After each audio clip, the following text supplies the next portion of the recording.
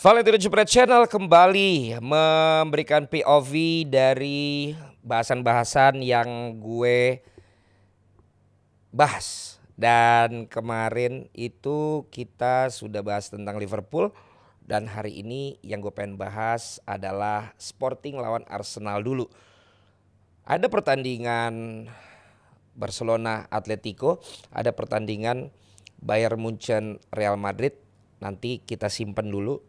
Somehow tadi gue pengen lihat tayangan 90 menit dari pertandingan Arsenal karena banyak sekali teman-teman dari Arsenal yang kalau waktu itu gue bilang permainan yang membosankan itu nggak setuju. Tapi nggak apa-apa, itu point of view masing-masing. Bagaimana dengan pertandingan menghadapi Sporting yang kalau dilihat dari bagan yang lain sepertinya Arsenal menghadapi lawan yang paling relatif ringan kalau dilihat dari bobot tim-tim lain yang sudah lolos dengan segala materi dan juga prestasinya. Jika kalian udah punya kesimpulan silakan tulis di kolom komen sebelum gue memberikan point of view gue. Takutnya nanti lo gak setuju lagi, nanti ini lagi kita beda pendapat lagi yang sebenarnya nggak apa-apa, tapi maksudnya gue pengen tahu dulu pendapat lo gimana. Coba tulis dulu sekarang di kolom komen, tulis dulu kolom komen, tulis gue kasih waktu. Nah, oke ya, udah tulis di kolom komen. Sekarang waktunya gue akan dengan point of view gue. Kalau kita melihat bagaimana Sporting datang dengan pertandingan yang berat juga buat mereka menghadapi Brugge waktu itu.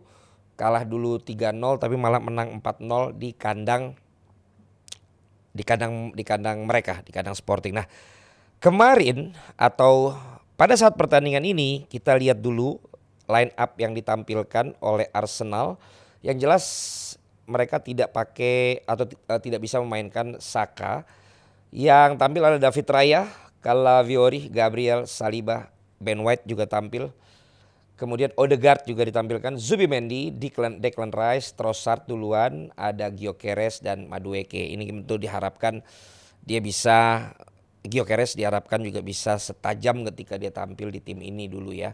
Sementara dari Sporting itu ada Silva di penjaga gawang, Fresneda, Diomande, Gonzalo Inacio yang kemarin jadi kapten, Araujo, ada Simous, ada Morita, kemudian ada Katamo, ada Trincao, ada Gonçalves dan ada Luis Suarez.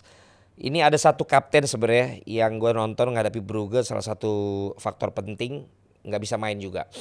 Dan Saka juga nggak bisa main, itu juga tentu merupakan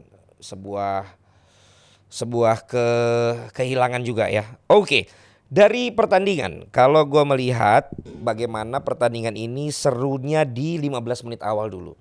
Dimana di 5 menit awal masing-masing tim memainkan permainan yang berhati-hati, cenderung lambat dan belum ada penetrasi-penetrasi yang bisa membahayakan masing-masing lawan. Sampai akhirnya menit kelima ada umpan terobosan yang ditujukan kepada Araujo, fullback kiri dari Sporting, lolos dia dan menghasilkan tendangan yang mengenai mistar karena ditip oleh Raya. Ini lagi-lagi membuktikan penjaga gawang ini badannya kayaknya nggak terlalu tinggi, nggak terlalu kekar, tapi benar-benar cekatan dan semakin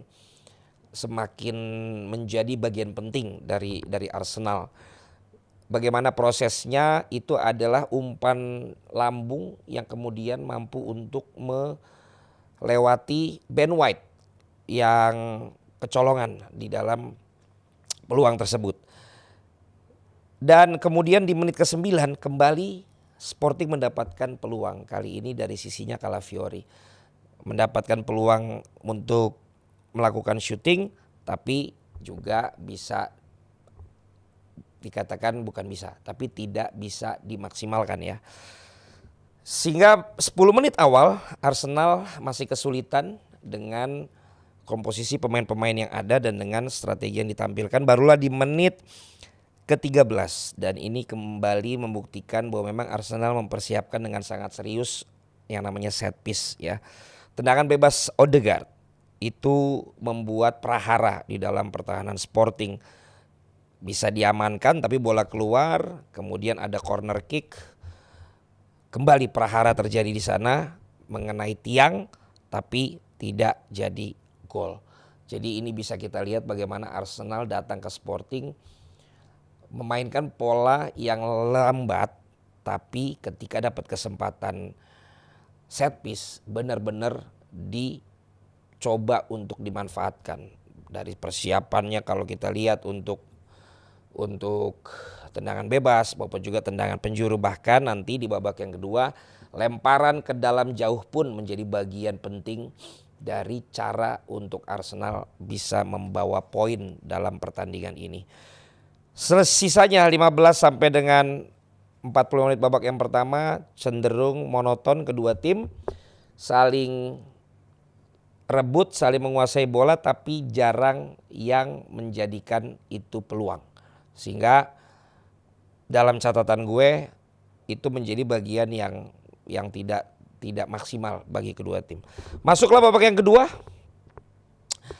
Di babak yang kedua masih tetap dengan pola yang sama, Sporting juga belum meningkatkan serangan mereka dan perlu dicatat Luis Suarez ini top skorernya sementaranya mereka. Ini ada peluang ya dari pemain belakang, lagi-lagi dari pemain belakangnya Sporting yang melakukan overlap, kecolongan lagi Calafiori menjadi peluang. Jadi catatannya kelihatannya Calafiori dan Ben White ini kalah lari ya dibandingkan lawan-lawan yang ada di sisi flank dari Sporting. Baru dibalas lagi dengan serangan dari pelanggaran yang didapat dan kembali dicoba untuk melakukan set piece dan kali ini ada tendangan bebas yang dilakukan dan ini mirip sama babak yang pertama. Habis itu menghasilkan corner. Dua-duanya berbahaya lagi. Komentatornya juga mengatakan inilah kenapa Arsenal begitu berbahaya ketika mendapatkan set piece. Namun ternyata dibalas dengan counter attack dari Sporting yang sayangnya ya counter attack itu si Suarez ini ketika dia sudah dapat bola, Raya sudah maju, dia memang pakai kaki kiri sementara kaki terkuatnya di kanan. Dia tidak berani untuk pindahin bolanya ke kaki kanan dan melakukan shooting seperti Arda Güler yang melakukan dengan kaki kiri. Dia memilih untuk memberikan passing terobosan kepada rekannya dan akhirnya kelamaan bisa ditutup. David Raya sudah kembali ke posnya. Sayang banget menurut gue. Ini identitas Sporting kan kemarin juga nggak terlalu jelas menurut gue. Dia mau menguasai bola untuk create chances apa malah melakukan serangan balik gitu. Kalau Arsenal menurut gue dia memang ingin melindungi permainan ini dengan tidak terlalu agresif dan kemudian bisa mendapatkan peluang melalui set piece. Itu menurut gue sangat-sangat disayangkan untuk seorang Suarez yang merupakan top skor sementara. Kenapa dia tidak berani melakukan itu? Bahkan kemudian dia terlibat protes adu mulut, dia dapat kartu kuning dan dia tidak bisa tampil di partai di kandangnya Arsenal. Ini merupakan kehilangan menurut gue bagi tim Sporting ya. Ini masih di menit 53. Baru kemudian ada perubahan pola taktikal yang coba dilakukan oleh Arsenal di mana kali ini Trossard dan Madueke. Betul gak sih Madueke pemain Arsenal? Sekarang tidak lagi coba untuk cut inside tapi mereka mencoba untuk crossing. Tapi sayangnya Gyökeres benar-benar tidak menjadi Gyökeres ketika dia main di Sporting. Ini Sporting ya sebelumnya Gyökeres ya? Ya kan? Tidak seperti itu sehingga selain Gyökeres juga tidak ada yang masuk untuk nemenin Gyökeres melakukan heading. Trossard sekali sempat crossing, Madueke juga crossing tapi ternyata tidak maksimal dan diikuti ada sebuah tendangan geser yang akhirnya didapat oleh Gyökeres di babak yang kedua yang juga terlalu pelan dan tidak menghasilkan apa-apa di dalam peluang tersebut. Yang kemudian terjadi adalah ada gol yang dianulir. Ini berawal dari pergerakannya Madueke tapi ternyata dia sudah dalam posisi offside. Dia kasih ke Zubimendi. Ini adalah pola yang coba dilakukan lagi yang berbeda ketika tidak dengan crossing tapi dia tarik dulu ke belakang. Zubimendi melakukan shooting dari luar kayak Rodri waktu itu di City ketika menghadapi Inter Milan dan masuk. Tapi sayangnya sudah ada posisi yang offside duluan. Menarik, komentator juga mengatakan bahwa Arsenal di pertandingan ini memainkan pola yang cenderung lambat. Sepertinya memang mereka mau mengamankan laga ini dengan sangat hati-hati dan kalau bisa mencuri gol ya, kurang lebih seperti itu. Jadi setelah itu pertandingan ini juga kembali lambat sampai akhirnya di menit ke 80-an. Ada pergantian pemain dari Sporting dan juga dari Arsenal, di mana Arsenal juga memasukkan Martinelli serta Kai Havertz.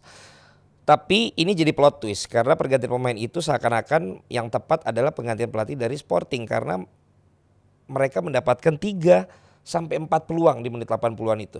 Antara Suarez dan juga Gini, pemain nomor 10-nya. Dan peluang dari masing-masing pemain ini didapatkan dari sisi kali ini Calafiori, dan sepertinya Calafiori ini menjadi titik lemah.